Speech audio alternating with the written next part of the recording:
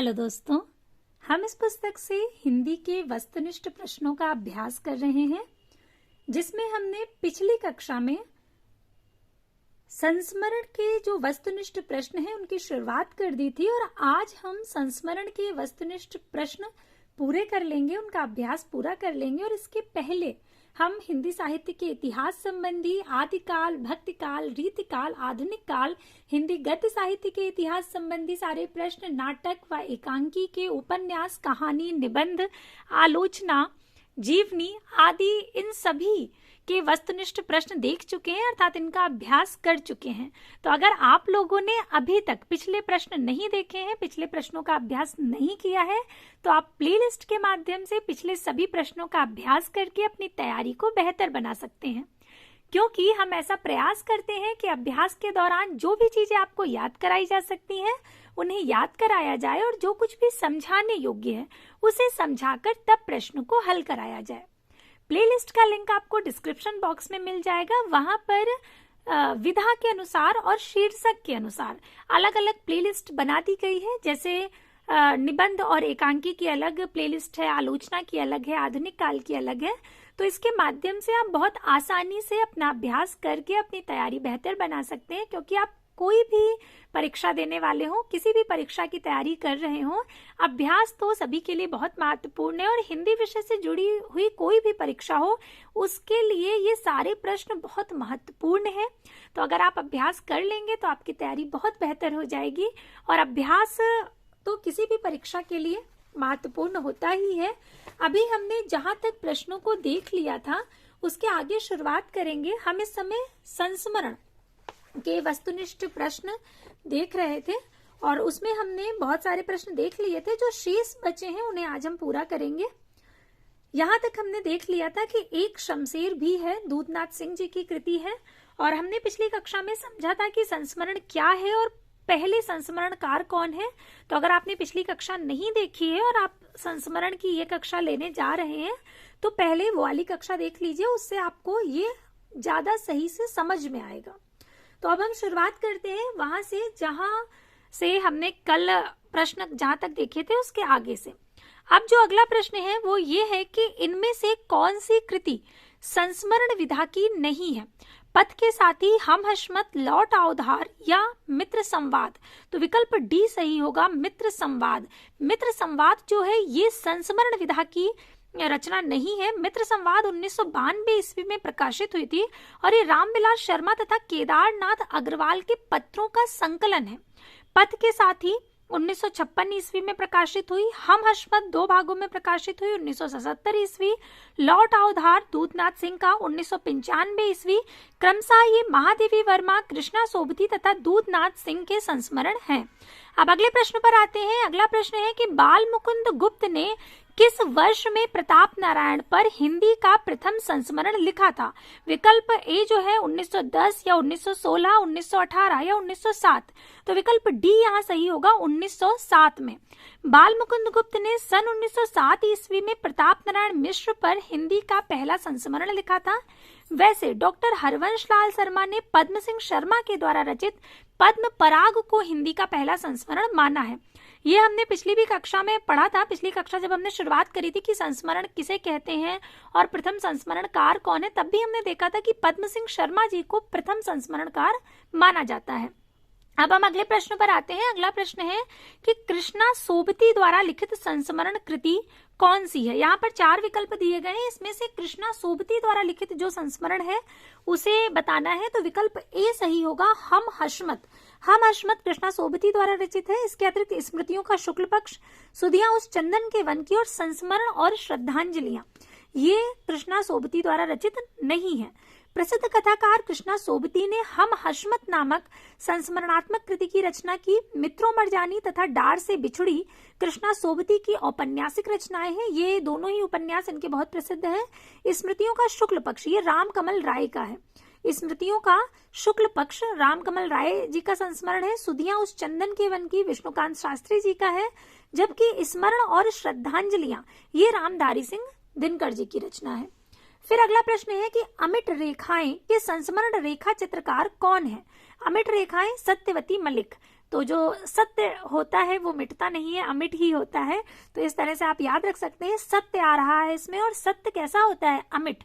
तो अमिट क्या होता है, सत्य होता है। तो सत्यवती मलिक अमिट रेखाएं, इस तरह से याद रख सकते हैं। अगले अन्य जो विकल्प हैं वे हैं विष्णु प्रभाकर, देवेंद्र सत्यार्थी और शिवपूजन सहाय।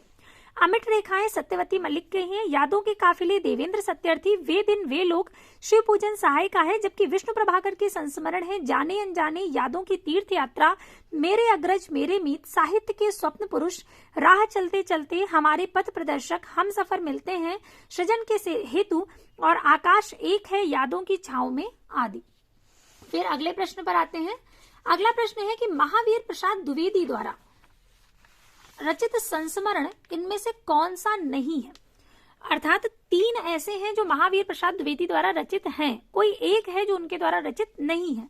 तो कौन सा नहीं है, इधर उधर की बातें, विकल्प बी जो है ये महावीर प्रसाद द्विवेदी द्वारा रचित नहीं है। इसके अतिरिक्त अनुमोदन कांत, सभा की सभ्यता और विज्ञानाचार्य वसु का विज्ञान मंदिर, ये तीनों ही महावीर प्रसाद द्विवेदी जी के हैं। अनुमोदन कांत, सभा की सभ्यता तथा विज्ञानाचार्य वसु का विज्ञान मंदिर आदि आचार्य महावीर प्रसाद द्विवेदी जी के संस्मरण है, जबकि इधर उधर की बातें राम कुमार खेमका का संस्मरण है। अब अगले प्रश्न पर आते हैं। अगला प्रश्न है जंगल के जीव कृति के लेखक कौन है। महादेवी वर्मा, रामवृक्ष बेनीपुरी, श्री राम शर्मा या शिव पूजन सहाय। तो विकल्प बी सही होगा, श्री राम शर्मा। जंगल के जीव, प्राणों का सौदा तथा वे जीते कैसे हैं, ये श्री राम शर्मा द्वारा लिखे गए संस्मरण ग्रंथ हैं। और वहीं माटी की मूर्तें, लाल तारा, गेहूं और गुलाब तथा मील के पत्थर रामवृक्ष बेनीपुरी द्वारा लिखे गए रेखाचित्र ग्रंथ हैं। अतीत के चलचित्र, स्मृति की रेखाएं, मेरा परिवार महादेवी वर्मा द्वारा लिखे गए रेखाचित्र हैं। और वे दिन वे लोग शिव पूजन सहाय का संस्मरण है। वे दिन वे लोग शिव पूजन सहाय। अगला प्रश्न है कि प्रकाशन वर्ष के अनुसार निम्नलिखित संस्मरण कृतियों का सही अनुक्रम क्या होगा। तो यहाँ पर प्रकाशन वर्ष के अनुसार विकल्प डी सही होगा। सबसे पहले आएगा स्मृतिकर्ण, फिर हम हशमत, फिर लीक अलीक और उसके बाद वन तुलसी की गंध। प्रकाशन वर्ष के अनुसार दी गई संस्मरण कृतियों का सही अनुक्रम है स्मृतिकर्ण, हम हशमत, लीक अलीक, वन तुलसी की गंध। स्मृतिकर्ण सेठ गोविंद दास जी का है, ये 1959 में प्रकाशित हुआ। हम हशमत कृष्णा सोबती का है, 1977 में प्रकाशित हुआ। लीक अलीक भारत भूषण अग्रवाल 1980 ईस्वी में प्रकाशित हुआ। और वन तुलसी की गंध फणीश्वरनाथ रेणु का 1984 ईस्वी में प्रकाशित हुआ। ये सभी बहुत महत्वपूर्ण है। वन तुलसी की गंध फणीश्वरनाथ रेणु जी की, इसको हम लोग याद कर चुके हैं। लीक अलीक भारत भूषण अग्रवाल, हम हशमत कृष्णा सोबती और स्मृति कर्ण सेठ गोविंद दास।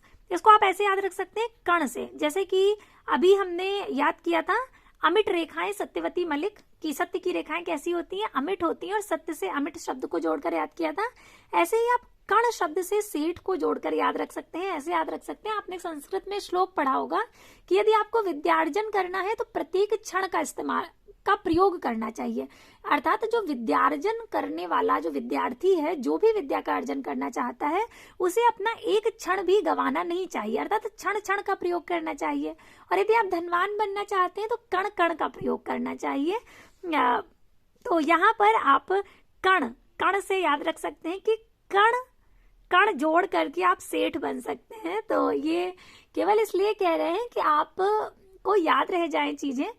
हमारा उद्देश्य केवल इतना होता है कि आपको चीजें याद रहें। तो कण जोड़ करके आप सेठ बन सकते हैं। और सेठ से सेठ गोविंद दास, स्मृति कर्ण किसका हो गया, सेठ गोविंद दास जी का।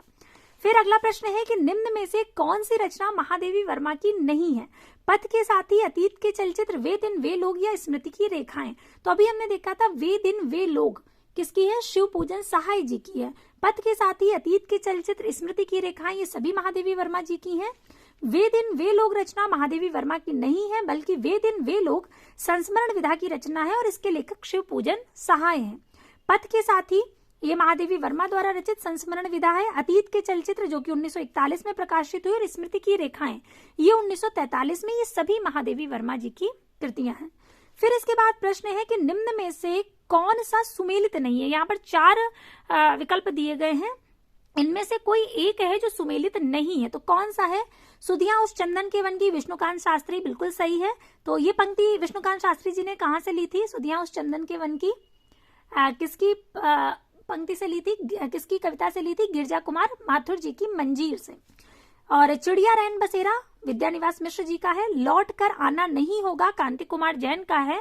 और याद हो कि या याद ना हो, याद हो कि न याद हो, ये दूधनाथ सिंह का नहीं है। ये संभवतः काशीनाथ सिंह जी का है, दूधनाथ सिंह का नहीं है। याद हो या कि ना याद हो, ये काशीनाथ सिंह द्वारा लिखित संस्मरण है। और इनके अन्य संस्मरण आछे दिन पाछे गए, घर का जोगी जोगड़ा और दूधनाथ सिंह द्वारा लिखित जो संस्मरण है वे लौट आओ धार, एक शमशेर भी है और शेष विकल्प संस्मरण और उनके लेखक संगत हैं। अगला प्रश्न है कि इनमें से कौन सा संस्मरणात्मक ग्रंथ कृष्णा सोबती द्वारा रचित है? तो पहला ही विकल्प बिल्कुल सही है, हम हशमत। अगर आप निरंतर ध्यान से सुन रहे हैं तो आप पहला विकल्प देखते ही पहचान गए होंगे, क्योंकि हम हशमत हम कई बार देख चुके हैं। हम हशमत किसकी रचना है? कृष्णा सोबती जी की। इसके अतिरिक्त यादें और बातें, दीवान खाना और स्मृतियों के छंद, ये कृष्णा सोबती के नहीं है। हम हशमत भाग 2 1998 में प्रकाशित हुआ, भाग 3 2012 में। शब्दों के आलोक में सोबती एक सोहबत आदि कृष्णा सोबती की संस्मरणात्मक कृतियां हैं, जबकि स्मृतियों का छंद एवं अपने अपने रास्ते रामदरस मिश्र के संस्मरण है।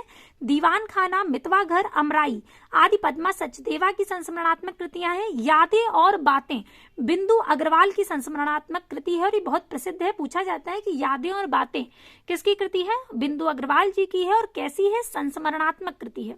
हम हशमत भाग 1 1977 ईस्वी में प्रकाशित हुआ, कृष्णा सोबती द्वारा लिखित रेखा चित्र है। अब अगले प्रश्न पर आते हैं। अगला प्रश्न है कि अमृतलाल नागर द्वारा रचित यशपाल बड़ा ठोस आदमी है, कौन सी विधा है? संस्मरण है, रिपोर्टाज है, कहानी है या आत्मकथा है? तो ये जो है यशपाल बड़ा ठोस आदमी है, ये संस्मरण है। किसने लिखा है? अमृतलाल नागर जी ने। विकल्प ए सही होगा। अमृतलाल नागर द्वारा रचित है यशपाल बड़ा ठोस आदमी है। उन्होंने यशपाल को, यशपाल जी जो हैं लेखक हैं, उन्हें ठोस आदमी कहा है। तो इसको आप ऐसे याद रख सकते हैं कि यशपाल बड़ा ठोस आदमी है। क्यों ठोस है? उन्होंने अमृत पिया है, इसलिए वे ठोस हैं। तो यशपाल बड़ा ठोस आदमी है, अमृतलाल नागर जी की कृति है, ऐसे आपको याद रहेगा। अब अगले प्रश्न पर आते हैं। अगला प्रश्न है कि महादेवी वर्मा द्वारा लिखित पथ के साथी में निम्नलिखित में से किस साहित्यकार का संस्मरण नहीं है? मैथिली शरण गुप्त, रविंद्रनाथ टैगोर, सूर्यकांत त्रिपाठी निराला या अयोध्या सिंह उपाध्याय हरिऔध? तो विकल्प डी सही होगा, अयोध्या सिंह उपाध्याय हरिऔध। महादेवी वर्मा द्वारा लिखित पथ के साथी में अयोध्या सिंह उपाध्याय हरिऔध का संस्मरण नहीं है, जबकि मैथिली शरण गुप्त, सूर्यकांत त्रिपाठी निराला तथा रविन्द्रनाथ टैगोर के नाम संस्मरण पथ के साथी में शामिल है। फिर अगला प्रश्न है कि आचार्य हजारी प्रसाद द्विवेदी को केंद्र में रखकर लिखी गई पुस्तक व्योमकेश दरवेश के लेखक कौन है? राजदेव सिंह है, केदारनाथ सिंह है, विश्वनाथ त्रिपाठी है या रमेश कुंतल मेघ है? तो ये पुस्तक लिखी है विश्वनाथ त्रिपाठी जी ने। व्योमकेश दरवेश ये हजारी प्रसाद द्विवेदी जी पर लिखी गई है। लिखी किसने है? विश्वनाथ त्रिपाठी जी ने। और इसके जो पात्र हैं, अर्थात किसके लिए लिखी गई है, तो अर्थात व्योमकेश दरवेश कौन है? तो हजारी प्रसाद द्विवेदी जी। आचार्य हजारी प्रसाद द्विवेदी को केंद्र में रखकर लिखी गई पुस्तक व्योमकेश दरवेश के लेखक विश्वनाथ त्रिपाठी हैं, जिसका प्रकाशन वर्ष 2010 में हुआ था। यह संस्मरण विधा की रचना है। इसमें कई विद्वानों में मतभेद है। कुछ लोग इसे संस्मरण विधा में रखते हैं और कुछ लोग इसे जीवनी विधा में रखते हैं। तो अब हम अगले प्रश्न पर आते हैं। अगला प्रश्न है कि निम्नलिखित संस्मरणों का सही अनुक्रम कौन सा होगा? 4 संस्मरण दिए गए हैं, पथ के साथी, पद्म पराग, जंगल के जीव और हमारे आराध्य। तो अगर आपने अभी ध्यान से सुना है तो आप तुरंत ये जान जाएंगे कि जो पद्म पराग है ये सबसे पहले आएगा क्रम में, क्योंकि पद्म पराग किसकी रचना है? पद्म सिंह शर्मा जी की। और पद्म सिंह शर्मा हिंदी के पहले संस्मरणकार माने जाते हैं। तो यहाँ पर विकल्प डी सही होगा। सबसे पहले पद्म पराग, फिर जंगल के जीव, उसके बाद हमारे आराध्य और उसके बाद आएगा पथ के साथी। पद्म पराग पद्म सिंह शर्मा जी का है, 1929 में प्रकाशित हुआ। जंगल के जीव श्रीराम शर्मा, ये भी हमने पहली कक्षा में देखा था। जंगल के जीव और शिकार, प्राणों का सौदा, वे जीते कैसे हैं, सन 42 के संस्मरण, ये सारे श्रीराम शर्मा जी के हैं। और यहाँ पर जंगल के जीव ये 1949 में प्रकाशित हुआ। हमारे आराध्य बनारसी दास चतुर्वेदी जी का 1952 में प्रकाशित हुआ। पथ के साथी महादेवी वर्मा 1956 में प्रकाशित हुआ।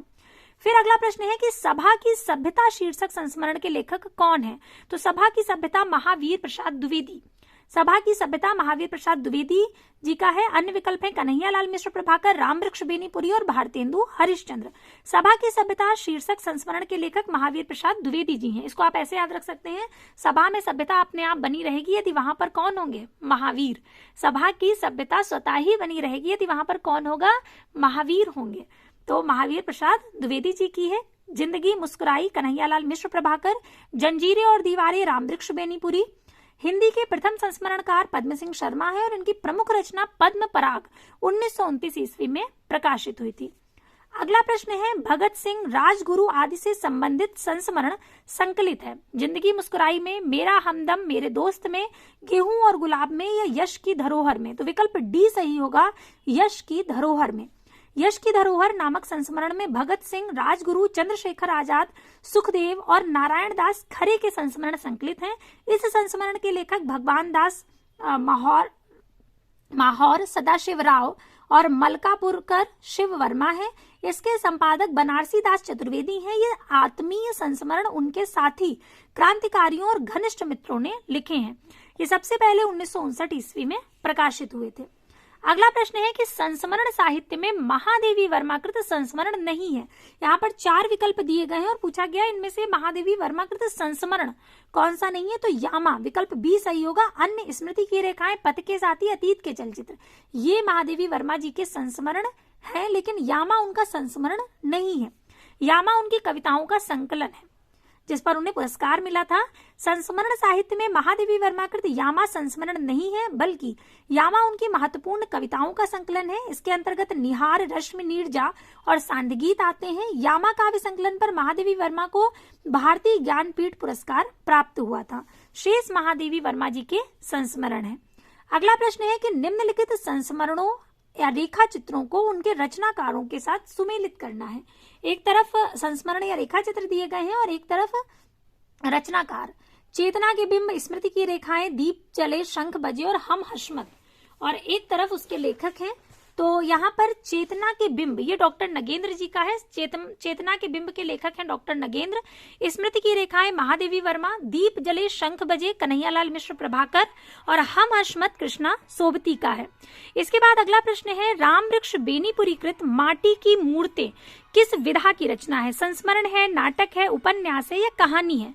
तो विकल्प ए बिल्कुल सही होगा। रामवृक्ष बेनीपुरी का जो माटी की मूर्तें हैं वो संस्मरण है। रामवृक्ष बेनीपुरी कृत माटी की मूर्तें ये संस्मरण विधा की रचना है। इनके सभी संस्मरण इस प्रकार है, माटी की मूर्तें, गेहूं और गुलाब, लाल तारा और मील के पत्थर। अगला प्रश्न है कि प्रज्ञा प्रवाह में संकलित निराला भाई नामक संस्मरण के अनुसार निराला जी को अपरा पर कितनी राशि का पुरस्कार मिला था? तो विकल्प ए सही होगा, 2100 रुपए। अन्य जो विकल्प है 5100 रुपए, 7000 रुपए या 11000 रुपए। तो जो प्रज्ञा प्रवाह में संकलित निराला भाई नामक संस्मरण है उसके अनुसार निराला को अपरा पर 2100 रुपए की राशि का पुरस्कार मिला था। 2100 धनराशि मिली थी। निराला भाई संस्मरण की लेखिका महादेवी वर्मा है। निराला की जो रचनाएं हैं, अनामिका, परिमल, गीतिका, तुलसीदास, कुकुरमुत्ता, अड़िमा, बेला, नए पत्ते, अर्चना, आराधना, गीत गुंज और सांध्य काकली, ये सारी चीजें तो हमने आधुनिक काल के वस्तुनिष्ठ प्रश्न देखे थे, तब हमने ये सारी चीजें विस्तार से पढ़ी थी। अब अगले प्रश्न पर आते हैं। अगला प्रश्न है कि निम्नलिखित में से कौन सी रचना महादेवी वर्मा की नहीं है? तो वे दिन वे लोग, ये शिवपूजन सहाय जी की है, इसलिए महादेवी वर्मा जी की नहीं हो सकती। पथ के साथी, स्मारिका और अतीत के चलचित्र, ये महादेवी वर्मा जी की ही है। वे दिन वे लोग रचना महादेवी वर्मा की नहीं है, बल्कि यह शिवपूजन सहाय की संस्मरण विधा की रचना है। पथ के साथी, अतीत के चलचित्र आदि महादेवी वर्मा के संस्मरणात्मक रेखा चित्र है। फिर अगला प्रश्न है कि किस विधा में तथ्य अत्यावश्यक नहीं होते हैं? कौन सी ऐसी रचनाएं जिसमें तथ्य महत्वपूर्ण नहीं होते हैं? जीवनी में, यात्रा वृत्तांत में, रिपोर्ट तार्ज में या डायरी में या संस्मरण में? तो संस्मरण जो होता है वो स्मृति के आधार पर लिखा जाता है, अर्थात याद के आधार पर लिखा जाता है। तो इसमें महत्वपूर्ण नहीं होता है कि तथ्य बताए जाएं कि इस तारीख को हम, जैसे मान लीजिए आप कोई संस्मरण लिख रहे हैं तो जरूरी नहीं है कि आपको बिल्कुल सटीक तारीख याद हो, बिल्कुल सटीक दिन याद हो कि इस दिन की बात है, क्योंकि आप उसे याद के आधार पर लिख रहे हैं। तो आप को तथ्यात्मक चीजें न भी याद हो तो उससे कोई महत्वपूर्ण वो नहीं है कि आपको तथ्य रखने ही है। वो केवल याद के आधार पर या संस्मरण के आधार पर लिखा जाता है। संस्मरण विधा में तथ्य जो होते हैं वो आवश्यक नहीं होते हैं। संस्मरण क्या है? स्मृति के आधार पर किसी विषय पर अथवा किसी व्यक्ति पर लिखित आलेख संस्मरण है। और हिंदी के प्रथम संस्मरणकार पद्म सिंह शर्मा है और इनकी प्रमुख रचना जो है वो पद्म पराग है। कब प्रकाशित हुई थी? 1929 ईस्वी में। ये हमने बहुत बार देखा है। यात्रा वृत्तांत क्या है? एक स्थान से दूसरे स्थान पर जाने की क्रिया यात्रा कहलाती है, और जिस रचना में इस संपूर्ण यात्रा का वर्णन किया जाता है वो यात्रा वृत्तांत। हिंदी साहित्य में यात्रा वृत्तांत लिखने की परंपरा की शुरुआत भारतेंदु हरिश्चंद्र जी से मानी जाती है। और रिपोर्टार्ज क्या है? किसी घटना के यथा तथ्य वर्णन को रिपोर्टार्ज कहते हैं। हिंदी में रिपोर्टार्ज का जनक शिवदान सिंह चौहान को माना जाता है, और इनकी कृति लक्ष्मीपुरा को हिंदी का प्रथम रिपोर्टार्ज। ध्यान रखिएगा, पहला रिपोर्टार्ज किसे माना जाता है? लक्ष्मीपुरा को। किसकी कृति है ये? शिवदान सिंह चौहान की। डायरी क्या है? डायरी लेखन व्यक्ति के द्वारा लिखे गए व्यक्तिगत अनुभव।